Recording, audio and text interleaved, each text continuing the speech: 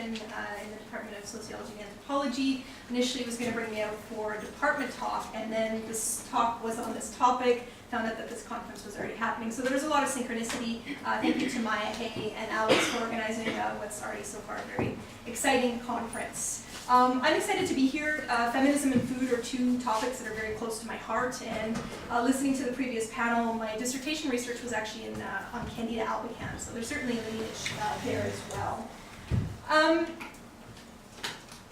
I want to just quickly honor, as Alex mentioned up front, Edmonton, Alberta, Treaty 6 territory, the traditional territory of the MacEwan, Cree and Métis nations, so recognize the land from where I'm residing from.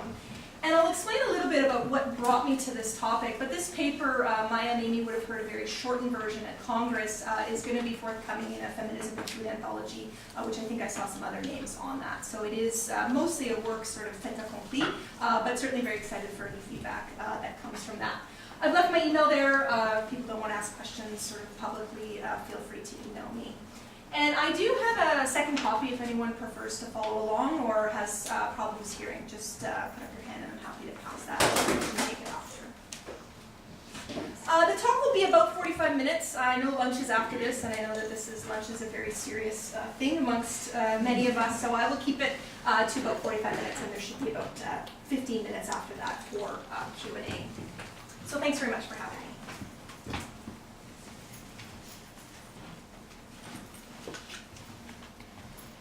The headline of a 1906 New York Times article asks in earnest whether queer food makes queer people.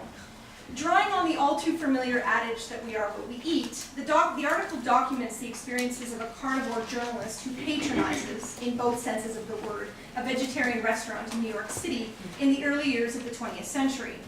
The author in the article, which you probably can't read too well here, seems particularly concerned with what he sees as the clientele's pathological demeanor, describing the 25-person assembly as one marked by, quote, a determined meekness as they solemnly ate their hygienic meals, end quote. Depicting an exclusive vegetarian society to which he seemed both relieved and annoyed to not be privy, he adds, quote, they talked in whispers, they looked hungry, and they sighed much, end quote. While the links between queer, in the sense of odd, and veganism are not novel, Stewart points out that as early as the 1840s, vegetarianism was indelibly associated with crankiness. I raise them in this paper, particularly to think through contemporary strategies by some to queer in the sense of a radical political disruption or rupture food and eating practices, normative food and eating practices. I'm curious about the continued confluence between queerness and veganism and question, some broad guiding questions here, and question what is both or might be enabled and erased by veganism as a queer food practice. What does veganism or what might it offer queer and feminist political practices, and what dangers might it resurrect?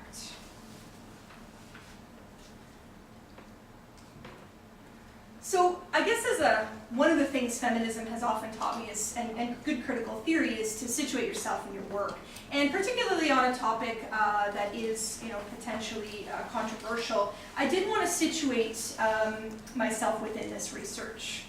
So this is also, it has nothing to do with veganism in this particular photo. This is also a plug for the sourdough workshop. So I did start doing sourdough this past year, and it's been great fun. So I'm very excited for that.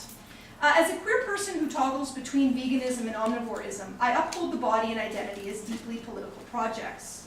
During my initial foray into veganism, which I was drawn to, again, for many of the reasons we've discussed this far, animal, environmental, social justice reasons, I initially noticed that I had more energy, that I rarely got sick, and I assumed that these were embodied facts related to the increase of vitamin-rich foods that I was ingesting or eating. I also began to notice more acutely the ubiquity of meat-centered discourse in a parallel way to when I first noticed the many permutations of societal heterosexisms. Again, many observations we've noticed. The centrality of meat in menus and cookbooks, most restaurants, food festivals was surprisingly myopic. And again, this is maybe essentially or especially true in Alberta, where meat, and specifically beef, is much more central to industry and regional identity than it is in other parts of the world.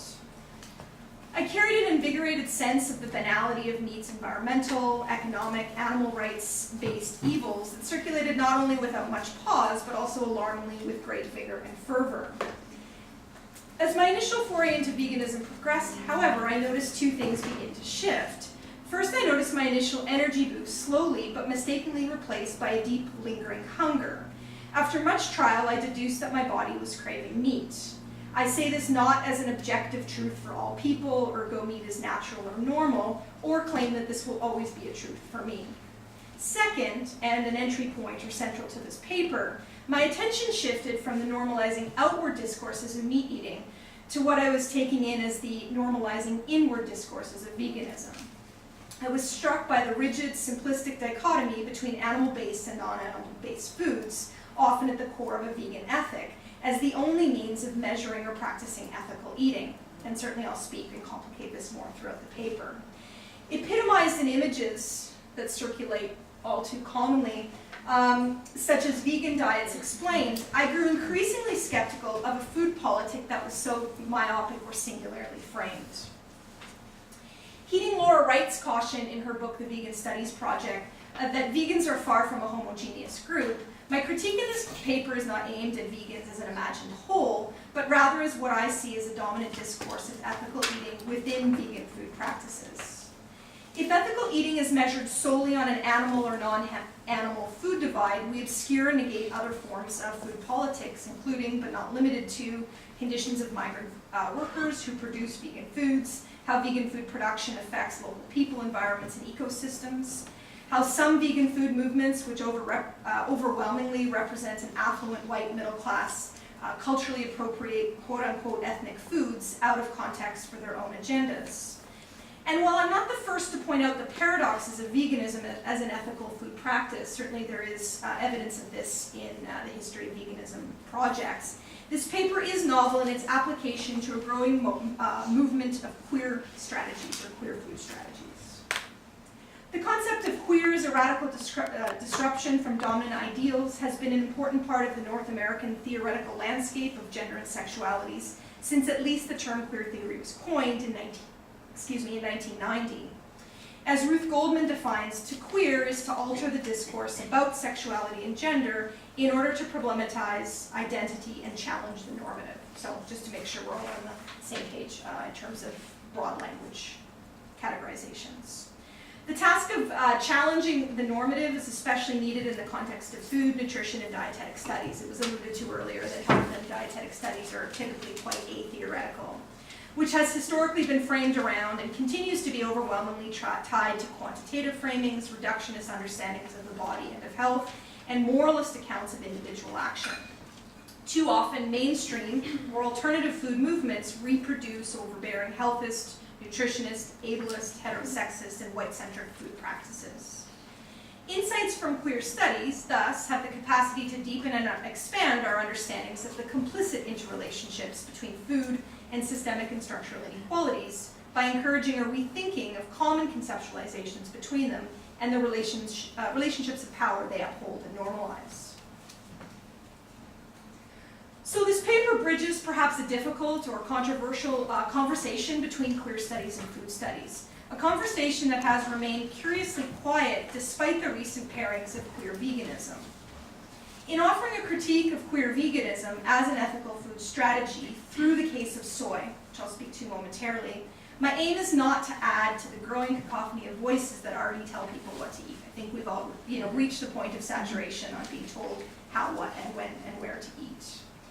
With consumers increasingly facing binary and purist-based approaches to eating, ones that advocate all or nothing dietary approaches like paleo or veganism, my goal is to reorient the discussion of queer veganism from one that is ideologically tied to a substance-based politic to one that is more strongly relationally framed, and I think that was alluded to well in the previous panel, and one that can hopefully better account for the compromised, and then this is referring to Alexis's work as well, the compromised ethical context we find ourselves in. In what follows, I track many symmetries between queerness and veganism in order to tease out their shared discursive or agentic positionality. Next, I move from a substance-based food ontology to a relational-based understanding of food, a framing that moves or reorients what we eat or don't eat eat to how we think about and conceptualize what we eat. Lastly, I apply these theoretical questions to the case of soy. A widespread meat alternative, soy is particularly productive for opening up singular stories about veganism that commonly uphold this sort of false vegan or carnist divide, and often are at the forefront of queer food projects. So over the past 25 years, there's been a rigorous discussion in the field of feminist food studies about the co-constitutions between gender, sexuality, and food.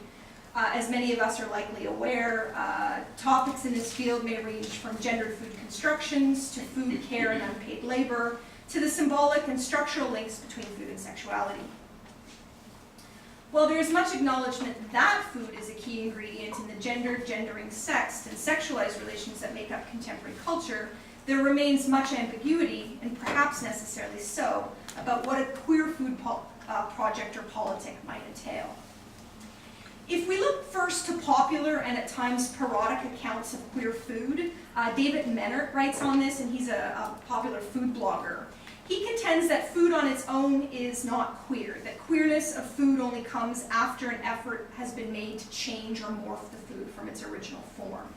So he states that raw ingredients like meat, flour, and spices are seldom queer, but once they've been morphed or minced, they become queer or queerified. By this directive, the more morphing and the stranger the combination, the queerer the food becomes.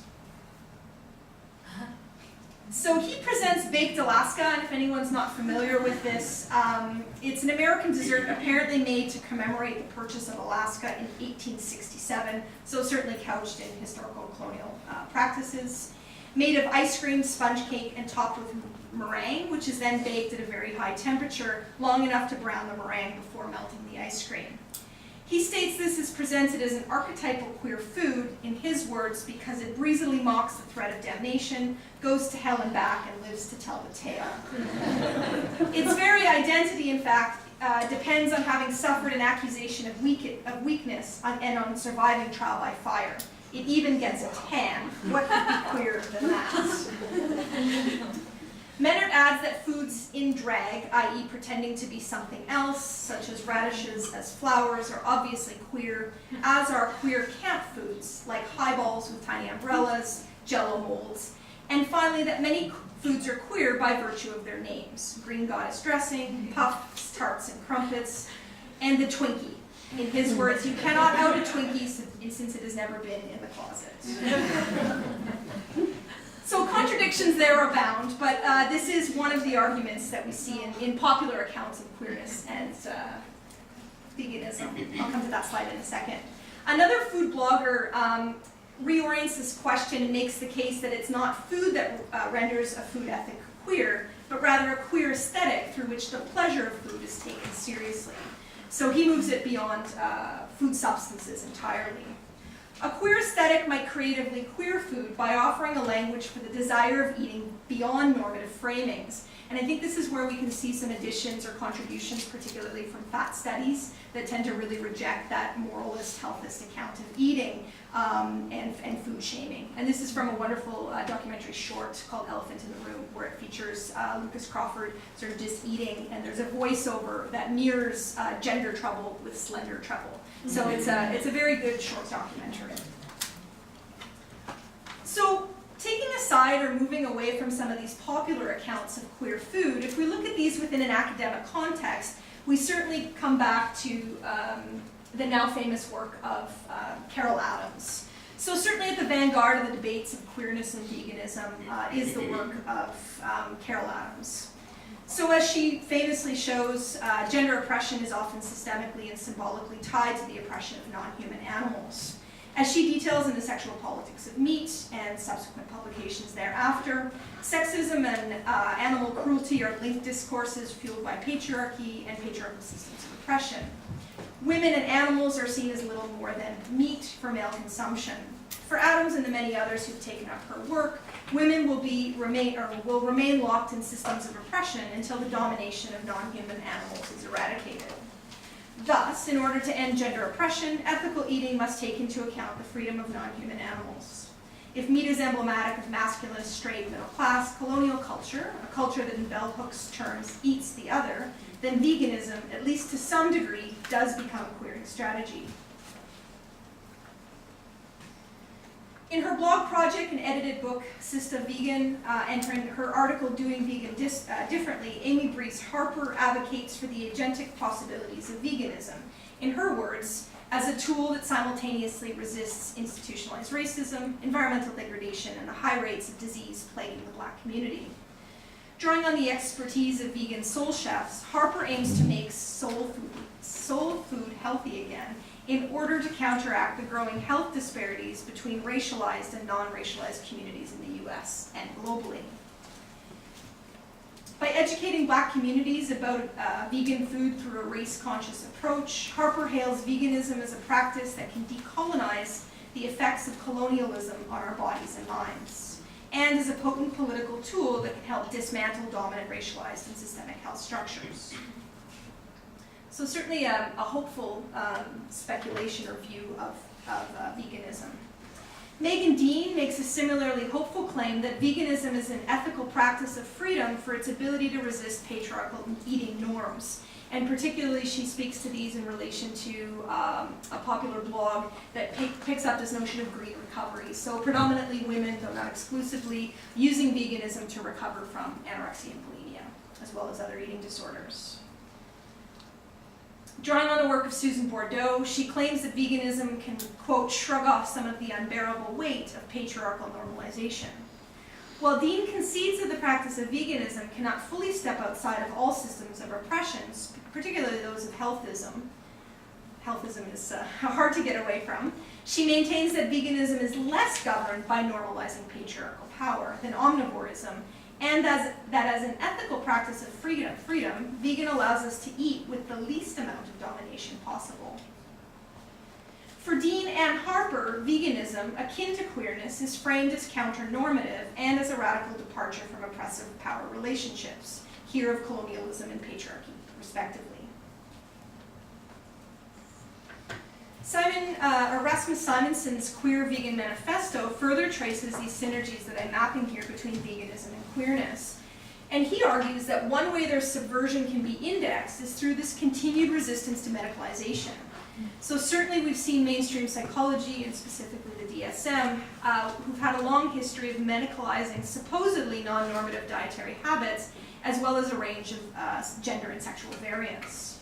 So the diagnostic categories of avoidant restrictive food intake disorder, or ARFID for short, as well as gender dysphoria, formerly gender identity disorder, function to dilute and deviantize gender variance and veganism by designating these as somehow pathological, restrictive, as opposed to somehow fulfilling or purposeful political action. ARFID is newly classified in the DSM-5 as an eating and feeding disturbance marked by a lack of interest in eating, avoidance of particular food or food groups, and concern about the consequences of eating.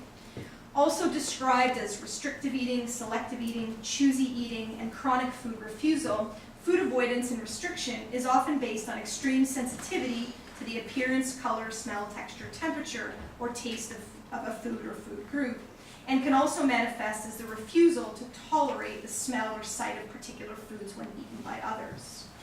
So veganism is not formally included in the diagnostic criteria. It shares many of the quote-unquote same symptoms with ARFID and may in turn be taken as a symptom of itself. Not included in the DSM, but also more commonly attributed to veganism, is orthorexia, so it's an extreme obsession with healthy eating. So we see parallels along both queerness and veganism in terms of medicalization. A further rubbing up against the status quo that queers and vegans may share is in the act of having to quote-unquote come out in the face of the presumed normalcy of heterosexual and meat-eating paradigms. As Valerie Kornick details, Katie Lang faced more hostility coming out as vegetarian, again, in Alberta, not to demise my home province too much, in 1990 than she did coming out as queer a few years later. Lang outed herself, if anyone remembers this, as a vegetarian through a PETA commercial entitled Meat Stinks that openly denigrated the beef industry. The act was seen as a bit of a hostile attack on the economy, culture, and lifestyle of rural Alberta, as well as a direct betrayal of her hometown roots in Consort, Alberta, which is a small ranching community. The public vitriol in response to her activism was extreme, perhaps not surprisingly given the context. Many local radio stations refused to play her music. The town sign, which used to read Consort, home of Katie Lang, was defaced with the I Heart Alberta beef stickers, which were actually produced after the Mad Cow Scare in 2003 and prior to that, and a graffiti message that read, "Eat Meat Dyke." Her mother, who still lived in the town, received multiple threatening phone calls on top of that. The heated responses also extended beyond the borders of the town itself, as many angry Albertans submitted hateful comments to province-wide newspapers. As Kornick articulates, her vegetarianism, then her lesbianism, made for an untenable situation in a region noted for valorizing farm families, virile cowboys, appropriately heterosexual women, and small c conservative political values. Queerness and veganism, indexed through Lang's coming out, and in borrowing Sarah Ahmed's useful phrasing, are societal or killjoy practices, denaturalizing and threatening the presumed innateness of heterosexual and meat-eating culture and meat-eating desires. Perhaps the strongest homologies between veganism and queerness can be read through the recent claiming of vegan sexuality, defined by Potts and Perry as a lifestyle preference where vegans engage only in sexual relations with other vegans. Collapsing the already blurry distinction between eating and intimacy, vegan sexuality becomes at once a politic of food and sex. As one vegan sexual describes, "I cannot be in an intimate relationship with anyone who is eating animals. Our worlds would just be too far apart, and the likelihood of the relationship succeeding would be very low. I couldn't think of kissing lips that allow dead animal pieces to pass between them." Another vegan sexual contends that non-vegetarian bodies smell different to me. I wouldn't want to get close to someone in a physical sense if their body was derived from meat. For me, this constitutes my very personal form of ethical sexuality. So not only is the binary of ethical eating starkly drawn here around meat-eating and non-meat-eating politics or practices, but there's also a very strong resurrection here of different kinds of humans being drawn around these sort of two camps, which I think speaks to your comment earlier around humans itself as meat. So like queer sexuality, vegan sexuality is positioned against a repressive status quo, and as such has generated a fair amount of virulent misogynist backlash. So summarized in the Potts and Perry article, they speak to some of the negative reactions to vegan sexuality, which again pang or smatter almost identical to some of the reactions we've seen around queer sexuality.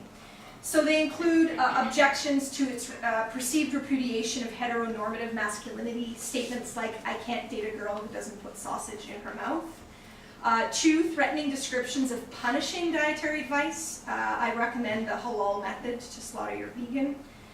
3, claiming vegans as deficient lovers, so the comment that vegans are notoriously bad lays. And 4, accusations of reverse marginalization, being somehow victimized by vegan sexuality. So again, we see that parallel between not only queer, but specifically lesbian sexuality, which has historically been seen as a threat and as a deficit or deficient in comparison to heterosexuality. So as kind of mapped thus far in the paper, queerness and veganism share discursive work. They challenge masculinist paradigms and resist dominant patriarchal, heterosexist, colonial, and medicalized power structures. These are good things. In an age of rampant Americanization, unbridled neoliberalism, and a terrifying legitimization of the quote-unquote alternative political right, these strategies are both useful and welcomed.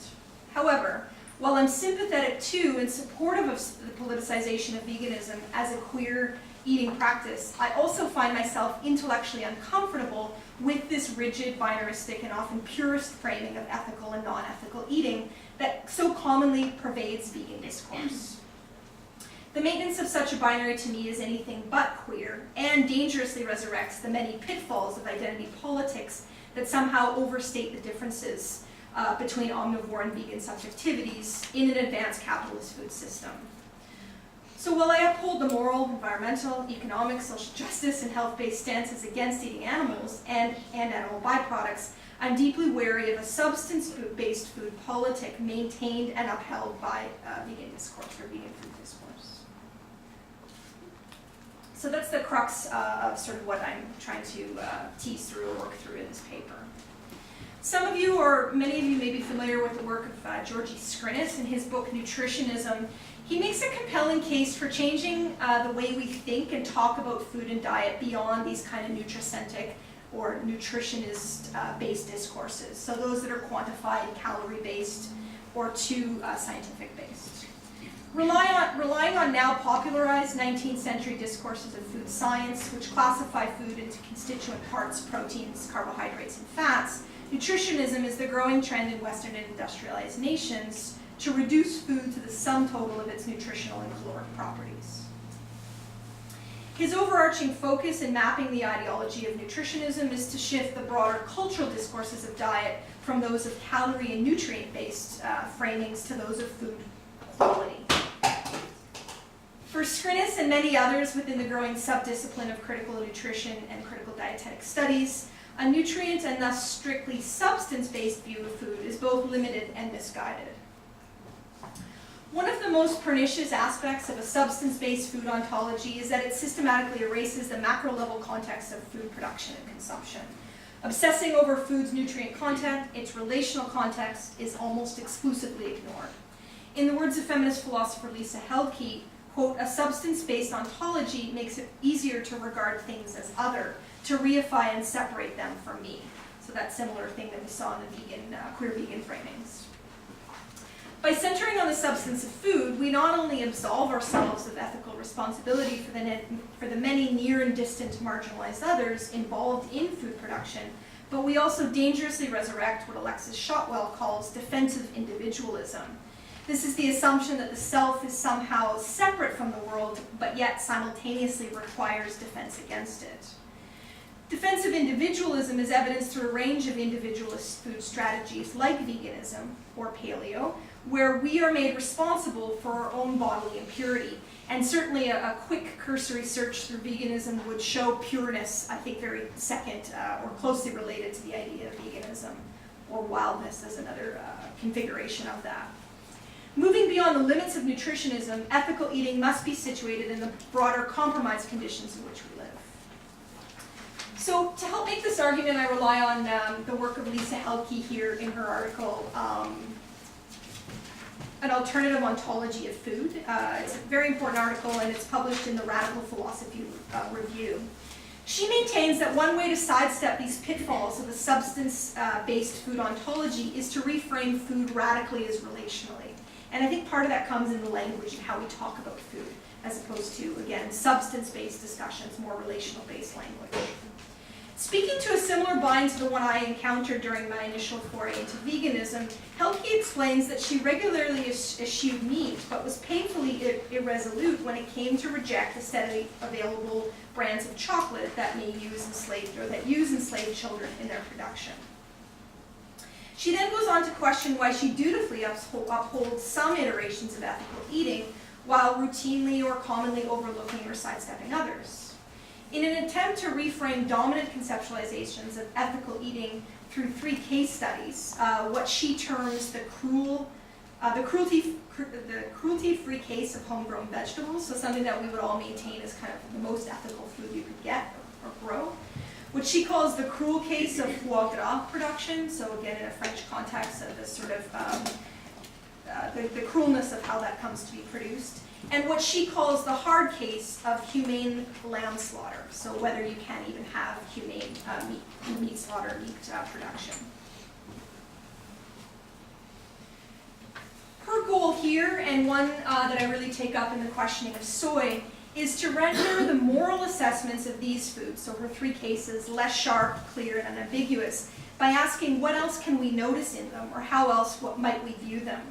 How can we complicate or nuance the stories we tell about these foods, and again, those 3 cases?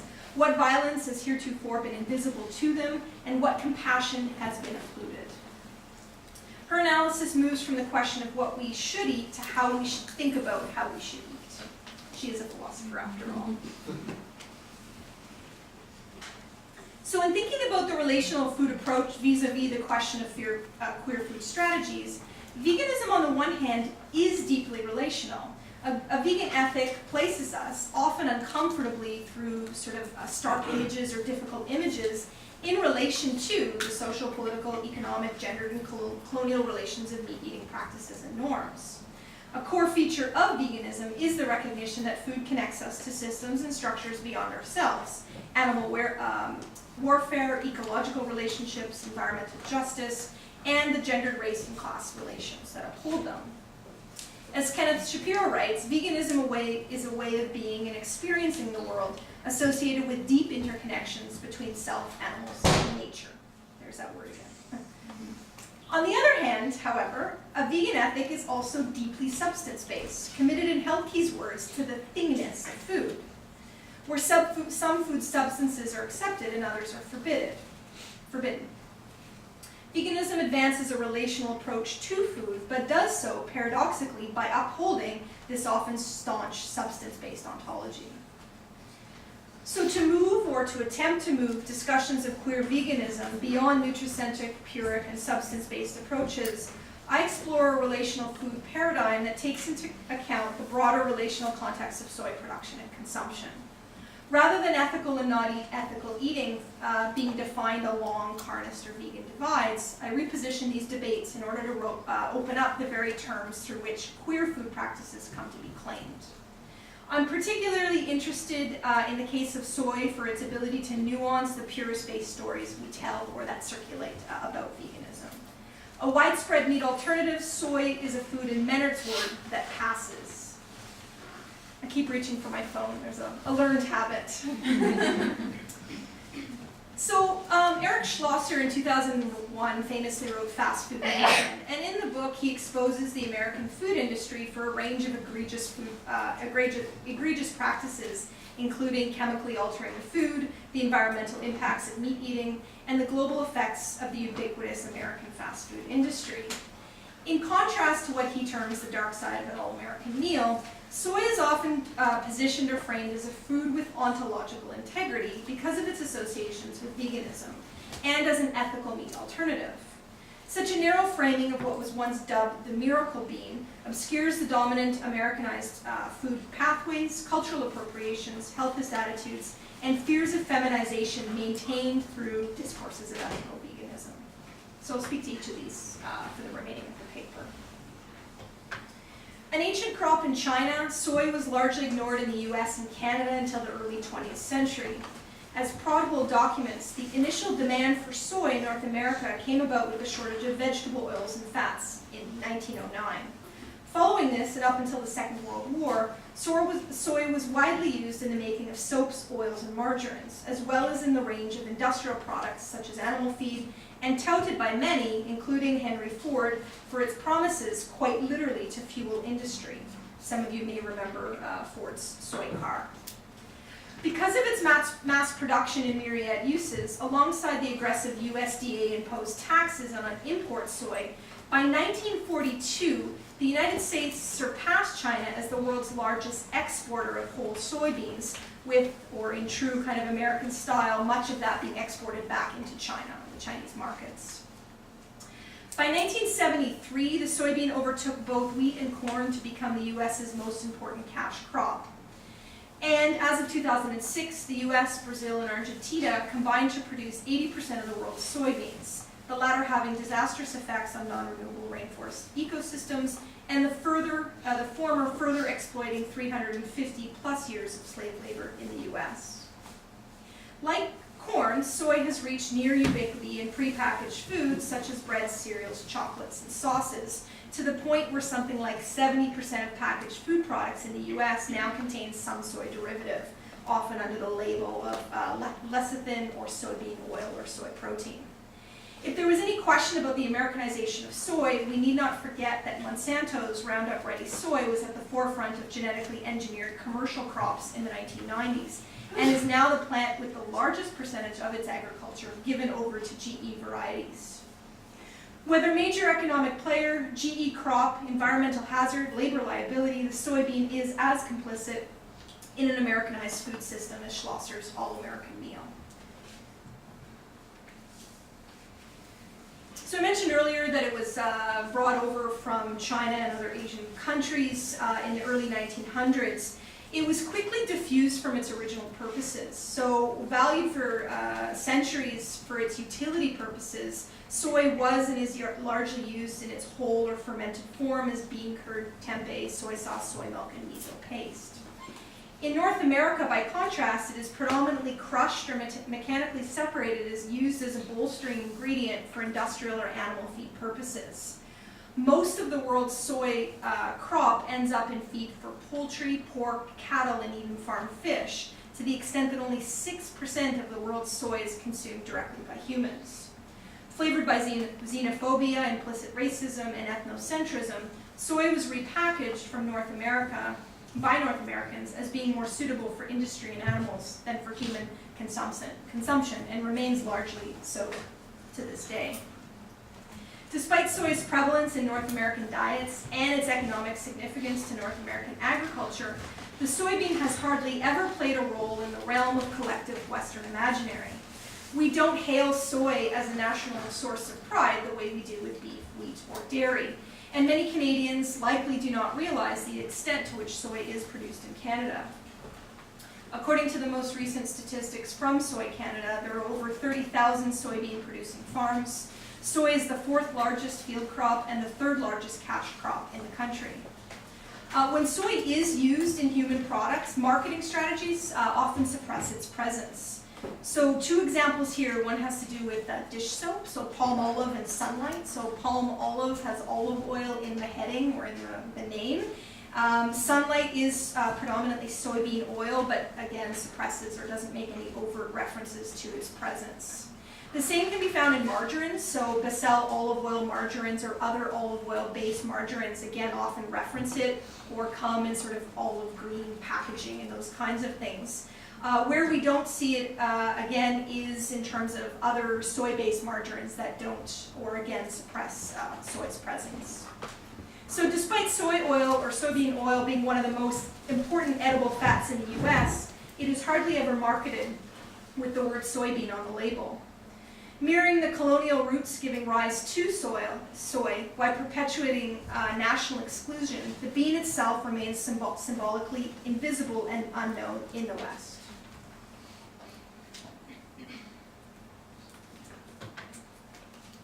So where soy has received a fair bit of positive representation in North America is through health and illness-related discourses. Typically pitted against the presumed dangers of meat, dairy, and carbohydrate options, the soybean is touted for being high in protein, calcium, potassium, fiber, and vitamin C, and low in carbohydrates and saturated fats.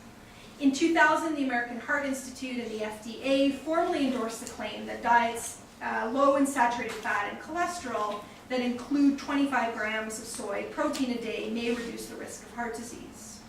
Over the course of the last couple of decades, many medical professionals have publicized the benefits of soy in fighting cardiovascular disease, cancers, osteoporosis, and diabetes.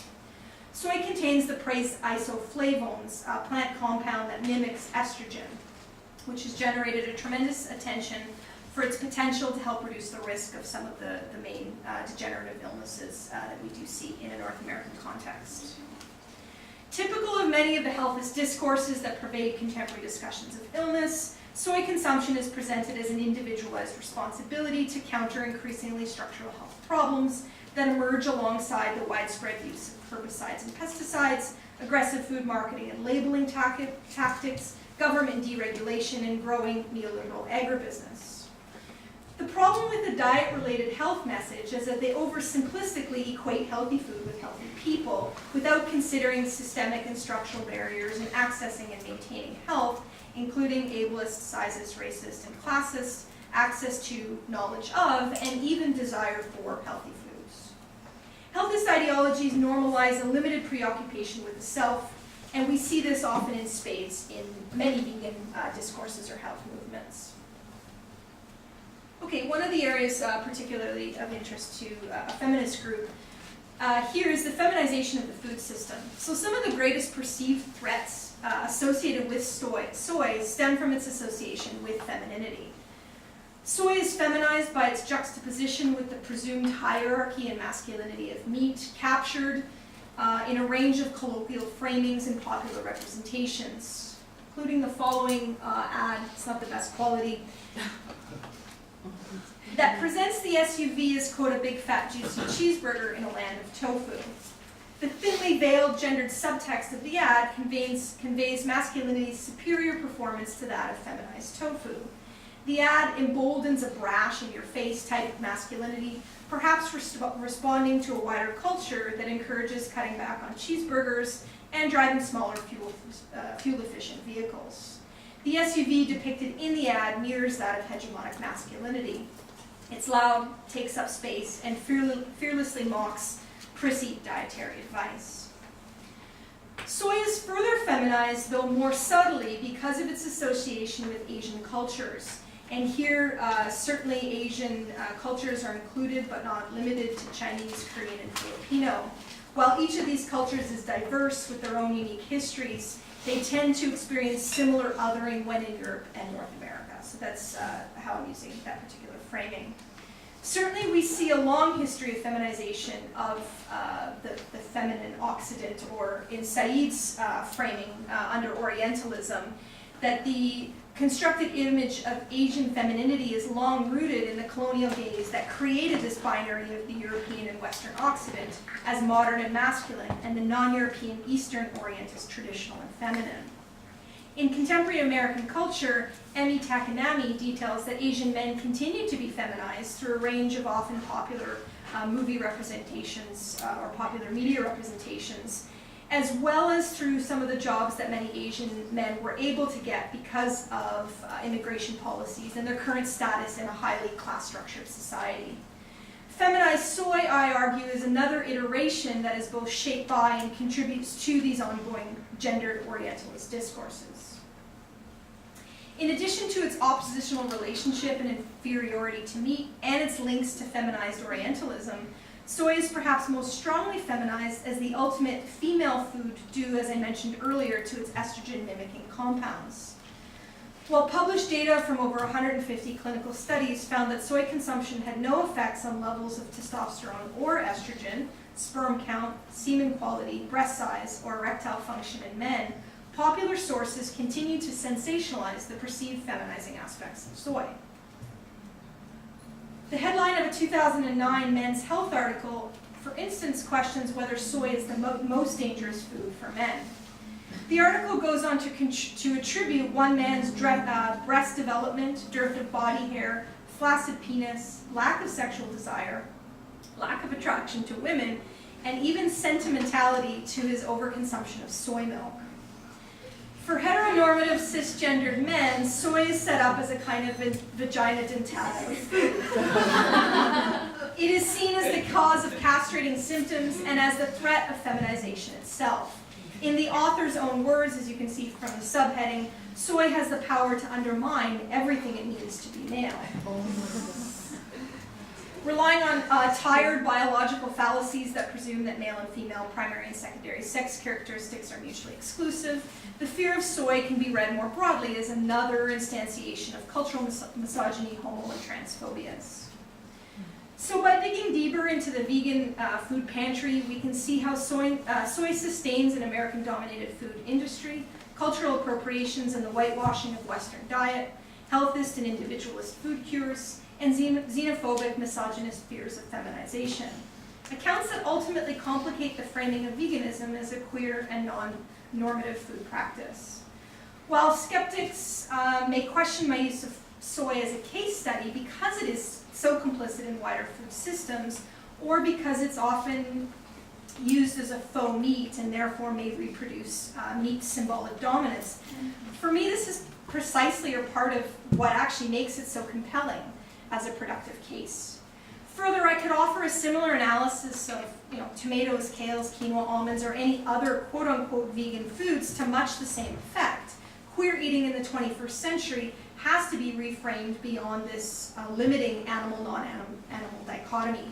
What's needed, in short, is a queering of queer food practices beyond a substance-based approach.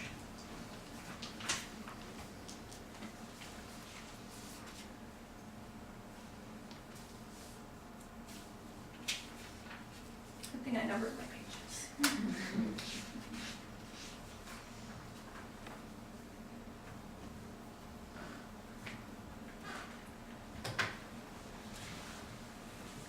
So in the ongoing question of how queer appetites figure in the discipline of food studies, I'm not convinced that veganism, indexed through the case of soy, offers us a queer enough alternative. A major player in the agro-industrial food exchange, soy vacillates symbolically between a deep suspicion both of femininity and of the racialized other on the one hand, and a trite neoliberalist hope as a health as food cure on the other.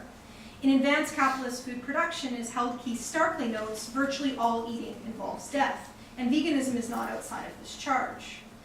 Wright similarly remarks that at its core, ethical vegetarianism does embody the paradox that one cannot live without causing death. The question then, given this inevitability, becomes to what degree is reasonably expected that we avoid or try to avoid harmful food practices. Certainly, vegans do not contribute to the 56 billion land-based animals that are killed every year in the global meat industry alone. Vegan foods do remain complicit in the complicated death networks we are all drawn into by any and all consumption, whether burger or bean. I make this argument not to legitimize a kind of unchecked moral relativism, if ethical eating is impossible or anything goes. Rather, again, heeding the work of Alexis Shotwell and her assertion that it is possible to live ethically in compromised times, aiming to reduce harm as much as possible is a laudable goal. Even if strategies for ethical eating aren't attainable, as Dean affirms, there may still be joys in trying. Under an ethos, however, that too simplistically equates queer food with queer people, veganism effectively disrupts some normative power relations, but does so based on a purity-based ethic, a politic that is unfortunately all too common or familiar to food studies, and one that remains all too dangerous to queer studies. My aim or attempt in shifting an omnivore vegan divide entrenched in a queer food ethic is to open up the very discourses that continue to limit the radical voraciousness and voracious radicalness of queer identities and queer appetites. While we can never fully step outside of the conditions that define and enable us, we can try to tell more nuanced stories about the relational aspects of food in order to situate the bio and geopolitical projects that reinforce various iterations of classism, racism, healthism, ableism, sizeism, sexism, and heterosexism.